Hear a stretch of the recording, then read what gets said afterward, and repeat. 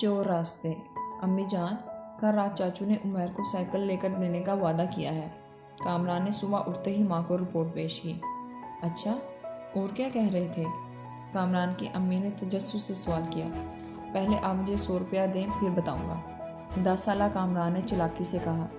शर्म नहीं आती माँ को ब्लैकमेल करते हो? अम्मी ने से बुरा मगर फिर जल्दी से सर हिला दिया। अच्छा, दे दूंगी, तुम पूरी बात तो बताओ।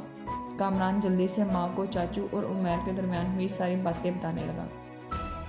शाबाश, अम्मी ने 100 रुपया कामरान को देते हुए कहा। कामरान पैसे लेकर खुशी खुशी वहाँ से चला गया। कामरान एक बड़े से घर में जॉइंट फैमिली में रहता था, दूसरे घरानों की तरह। इस घर में भी ससुराली रिश्तों में बहुत उतार चढ़ाव था, जिसका वाज़ेह असर बच्चों की तरबियत पर पड़ रहा था, मगर घर के बड़ों को इस बात का बिल्कुल भी एहसास न था। कामरान की तरह घर के दूसरे बच्चे भी इधर से उधर बातें सुनते और इसकी रिपोर्ट अपने बड़ों को पेश करते। बड़ों की हौसला अफजाई की वजह से बच्चों में ये आदत बहुत पुख्ता हो गई थी। इस वजह से घर में अक्सर बहुत लड़ाई रहती थी। अम्मी, हम छुट्टियों में नानू के घर जाएंगे? कामरान ने अम्मा से पूछा। हाँ, क्यों नहीं, पूरा 1 महीना रह कर आएंगे, कामरान की माँ ने फ़ख्र से कहा। कुछ दिनों के बाद कामरान अपनी माँ और छोटे बहन भाइयों के साथ गर्मियों की छुट्टियाँ गुजारने नानू के बड़े से घर में रहने चला गया। शुरू के कुछ दिन बहुत अच्छे गुजरे। तीनों मामुओं के बच्चे कुछ इससे बड़े थे, कुछ छोटे और कुछ हम उम्र। कामरान को यहाँ आकर बहुत मज़ा आ रहा था। नानू के घर के पास एक बड़ा सा बाग था, जहाँ वो अक्सर खेलने चले जाते थे। अम्मी, आपको पता है फराह मामी कल चावल ज़्यादा बनाने पर मुलाजमा को डांट रही थी। कामरान ने आदत के मुताबिक माँ को इस घर की भी रिपोर्ट पेश की थी। अच्छा, क्या कह रही थी? अम्मी ने जल्दी से पूछा। वो कह रही थी, मेहमान तो अभी कई दिन यहाँ रहेंगे, रोज़ इतने चावल बनाने की क्या ज़रूरत है? कामरान ने सारी बात बताई तो इसकी अम्मी मुंह बनाकर नानो अम्मी से बात करने चली गई। अम्मा, क्या आपको मेरा या मेरे बच्चों का यहाँ आना पसंद नहीं? कामरान की अम्मी ने शिकवा किया। नानो अम्मी तस्बीह पढ़ते हुए रुक गई। क्या हुआ बेटी?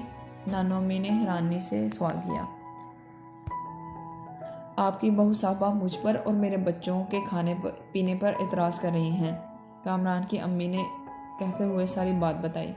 नानो अम्मी गौर से सुनती रहीं। कामरान को बुलाओ, नानो अम्मी ने सख्त लहजे से कहा। कामरान को क्यों? अम्मी ने हैरत से सवाल किया। बुलाओ से, नानो अम्मी ने हुक्म दिया।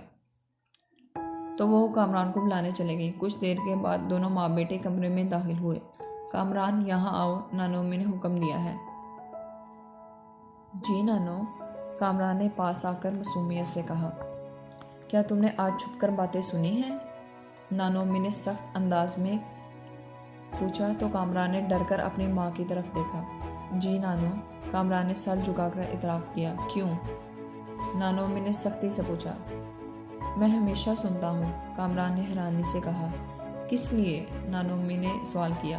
अम्मी को बताने के लिए। अम्मी हमेशा कहती हैं कि सबकी बातें सुनकर आया करो, कामरान ने सादगी से कहा तो नानो अम्मी ने अफसोस भरी निगाह शर्मिंदा खड़ी अपनी बेटी पर डाली। इधर बैठो मेरे पास। नानो अम्मी ने नरमी से कामरान का हाथ पकड़कर अपने पास बिठाया। बेटा, क्या आप पसंद करोगे कोई आपके घर में चोर रास्ते से दाखिल हो और घर के सारे राज जानकर किसी और को बता दे? नानी अम्मी ने सवाल किया। कभी भी नहीं, कामरान ने जल्दी से कहा। बेटा, इसी तरह कोई भी पसंद नहीं करता कि आप इनकी बातें कान लगाकर सुनो, नानो अम्मी ने नरमी से समझाया। मगर नानो, दूसरे भी तो हमारी बातें सुनते हैं ना? कामरान ने सोचते हुए सवाल किया। बेटा, अगर दूसरे भी ऐसा करते हैं तो वो बहुत गलत बात है, बल्कि इसका बहुत बड़ा गुनाह है। एक हदीस शरीफ में है, रसूल अकरम सल्लल्लाहु अलैहि वसल्लम ने फरमाया, जो शख्स दूसरे लोगों की बात सुनने के लिए कान लगाए, जो इसे पसंद नहीं करते या इससे भागते हैं, तो क़यामत के दिन इसके कानों में शीशा पिघला कर डाला जाएगा। अब तुम खुद बताओ, क्या तुम चाहोगे कि तुम्हारे कानों में गरम गरम शीशा पिघला कर डाला जाए? नानो अम्मी ने सवाल किया। कामरान के चेहरे खौफ का तासुर था। इसने फ़ौरन नफ़ी में सर हिलाया। मैं वादा करता हूँ कि आइंदा कभी कान लगाकर किसी की बातें नहीं सुनूंगा, कामरान ने अहद किया तो नानो अम्मी ने इसे शाबाश दी। फिर वो खामोश खड़ी अपनी बेटी की तरफ देखने लगी। امی میرے سسرال میں یہ عادت بہت پختہ ہے، اس لیے۔ کامران کی امی نے جلدی سے سارا ملبہ اپنے سسرال پر ڈال دیا۔ نانو امی افسوس بھری نگاہ سے دیکھتی رہی۔ بیٹی، میں نے تمہاری ایسی تربیت تو نہیں کی تھی۔ اگر تمہارے سسرال کا ماحول ایسا تھا، تمہیں چاہیے تھا کہ تم اپنی اچھی تربیت اور عادتوں سے تبدیلی لانے کی کوشش کرتی، مگر تم تو اپنی نسل خراب کر رہی ہو، نانو امی نے افسردہ لہجے میں کہا۔ امی کامران کی امی کو سمجھ نہیں آ رہی تھی کہ ماں سے کیا کہے۔ بیٹی، تم تو جانتی ہو کہ میرے گھر میں کسی کو ایسی حرکت کرنے کی اجازت نہیں، اور نہ ہی ایسی عادت یہاں کے بچوں میں ہے، نانو امی نے کہا تو کامران نے جلدی سے اس بات میں سر ہلایا۔ جی نانو امی، اگر میں ان کے سامنے ایسی کوئی حرکت کروں تو وہ سب مجھے منع کرتے ہیں، کامران نے کہا تو نانو امی نے فخری انداز میں شرمندہ چہرے کے ساتھ کھڑی بیٹی کی طرف دیکھا۔ اور ہاں، فرا بہو کو میں نے ہی کہا تھا کہ کل سے چاول کم پکوائے، کیونکہ چاول روز ہی بنتے ہیں اور سب لوگ تازہ چاول کھانا پسند کرتے ہیں، اس لیے جتنی ضرورت ہو اتنے ہی پکائے۔ نانو امی نے تفصیل سے آگاہ کیا تو امی شرمندہ ہو کر رہ گئیں۔ امی، مجھے معاف کر دیں، مجھ سے بہت بڑی غلطی ہو گئی ہے، کامران کی امی نے کہا تو نانو امی نے مسکرا کر اس بات میں سر ہلا دیا۔ کامران نے بہت غور سے پہلے اپنی ماں اور پھر نانو کی طرف دیکھا۔ اس کے ننھے سے ذہن میں یہ بات بہت اچھی طرح سے بیٹھ گئی تھی کہ کان لگا کر دوسروں کی باتیں سننا ایک برا عمل ہے، جس پر گناہ بھی ملتا ہے اور روز قیامت سزا بھی۔ کچھ دنوں کے بعد جب چھٹیاں گزار کر وہ سب واپس آئے تو ان لوگوں میں ایک واضح تبدیلی آ چکی تھی۔